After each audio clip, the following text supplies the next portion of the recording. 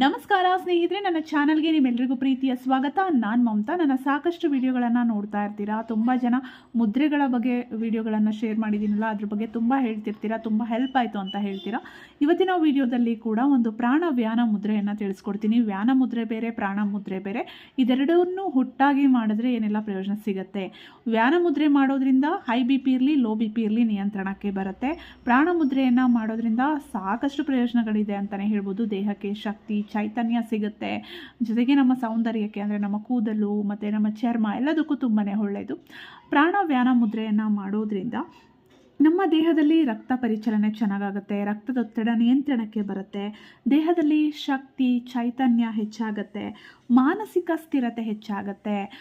Mentally ನಾವು ಹೇಗಿರ್ತೀವಿ ಅನ್ನೋದು ಕೂಡ ತುಂಬ ಇಂಪಾರ್ಟೆಂಟು. ನಾವು ತುಂಬ ಯಾವಾಗಲೂ ಮೆಂಟಲಿ ಸ್ಟ್ರಾಂಗ್ ಇದ್ದರೆ ದೈಹಿಕವಾಗಿ ಕೂಡ ನಾವು ಸ್ಟ್ರಾಂಗಾಗೇ ಇರ್ತೀವಿ ಅಂತಲೇ ಹೇಳ್ಬೋದು. ಹಾಗಾಗಿ ನಮಗೆ ಪ್ರಾಣ ಮುದ್ರೆ ಹೆಲ್ಪ್ ಮಾಡುತ್ತೆ, ನಮ್ಮ ದೇಹಕ್ಕೆ ವ್ಯಾನ ಮುದ್ರೆ ಹೆಲ್ಪ್ ಮಾಡುತ್ತೆ. ಇದೆರಡೂ ಕೂಡ ನಮ್ಮ ಒಂದು ದೈಹಿಕ ಮತ್ತು ಮಾನಸಿಕ ಒಂದು ಆರೋಗ್ಯಕ್ಕೆ ತುಂಬ ಸಹಾಯ ಮಾಡುತ್ತೆ ಸ್ನೇಹಿತರೆ. ನಮ್ಮ ದೇಹದಲ್ಲಿ ಏನಾದರೂ ಅತಿಯಾಗಿ ಬೆವರುವಿಕೆ ಅಥವಾ ಬಾಯಾರಿಕೆ, ತುಂಬಾ ಮೂತ್ರ ವಿಸರ್ಜನೆ ಮಾಡೋದು, ಈ ರೀತಿಯ ಸಮಸ್ಯೆಗಳಿದ್ದರೂ ಕೂಡ ಇವೆರಡೂ ಮುದ್ರೆಗಳನ್ನು ಮಾಡಬಹುದು. ಜೊತೆಗೆ ನಮ್ಮ ದೇಹವನ್ನು ಇದು ತಂಪಾಗಿಸುತ್ತೆ. ತುಂಬ ಜನಕ್ಕೆ ಪಿತ್ತ ಇರುತ್ತೆ ಅಥವಾ ದೇಹದಲ್ಲಿ ಉಷ್ಣಾಂಶ ಜಾಸ್ತಿ ಇರುತ್ತೆ. ದೇಹದಲ್ಲಿ ಉಷ್ಣಾಂಶ ಜಾಸ್ತಿಯಾಗಿ ಅದರಿಂದ ಪಿಂಪಲ್ಸ್ ಆಗುವಂಥದ್ದು, ಅದರಿಂದ ಬೇರೆ ಬೇರೆ ಸಮಸ್ಯೆಗಳು ಉಂಟಾಗ್ತಿರುತ್ತೆ. ಸೊ ಡ್ಯಾಂಡ್ರಫ್ ಆಗುವಂಥದ್ದು, ಈ ರೀತಿ ಎಲ್ಲ ಉಂಟಾಗ್ತಿರುತ್ತೆ ಅಲ್ಲ, ಅದೆಲ್ಲವೂ ನಿವಾರಣೆ ಆಗುತ್ತೆ. ತುಂಬ ಜನಕ್ಕೆ ಸಮ್ಮರಲ್ಲಿ, ಅಂದರೆ ಬೇಸಿಗೆ ಸಮಯದಲ್ಲಿ ಏನಾಗುತ್ತೆ, ಸೆಕೆ ಜಾಸ್ತಿಯಾಗಿ ಅದರಿಂದ ಮೈಯಲ್ಲೆಲ್ಲ ನೆವೆ ಆಗೋದು, ಗುಳ್ಳೆ ಆಗೋದು ಚರ್ಮದ ಮೇಲೆ, ಈ ರೀತಿ ಆಗ್ತಿರುತ್ತೆ. ಸೊ ಆ ರೀತಿಯ ಒಂದು ಸಮಸ್ಯೆಗಳನ್ನು ನಿವಾರಣೆ ಮಾಡುತ್ತೆ, ನಮ್ಮ ದೇಹವನ್ನು ತಂಪಾಗಿಸುತ್ತೆ ಅಂತಲೇ ಹೇಳ್ಬಹುದು ಸ್ನೇಹಿತರೆ.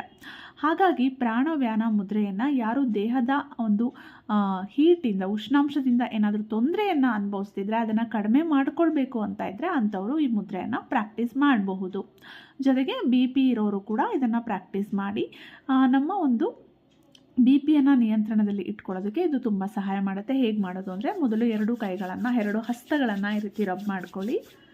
ನಂತರ ನೋಡಿ, ನಿಮ್ಮ ಈ ಎರಡು ಬೆರಳುಗಳಂದರೆ ತೋರು ಬೆರಳು ಮತ್ತು ಮಧ್ಯದ ಬೆರಳನ್ನು ಫೋಲ್ಡ್ ಮಾಡ್ಕೊಳ್ಳಿ. ನಿಮ್ಮ ಉಂಗುರದ ಬೆರಳು ಮತ್ತು ಕಿರು ಬೆರಳನ್ನು ಈ ರೀತಿ ಜಾಯಿನ್ ಮಾಡ್ಕೊಳ್ಳಿ. ನೋಡಿ ಹೀಗೆ.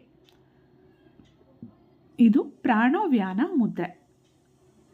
ದಿನಕ್ಕೆ ಒಂದು ಅರ್ಧ ಗಂಟೆ ಮಾಡಿ, ಒಂದೇ ಸಲ ಕೂತು ಮಾಡೋದಕ್ಕಾಗಲ್ಲ ಅಂದರೆ 15 ನಿಮಿಷ ಅಥವಾ 10 ನಿಮಿಷ ಈ ರೀತಿ ಟೈಮ್ ಸಿಕ್ಕಿದಾಗ ನೀವು ಮಾಡ್ಕೋಬಹುದು.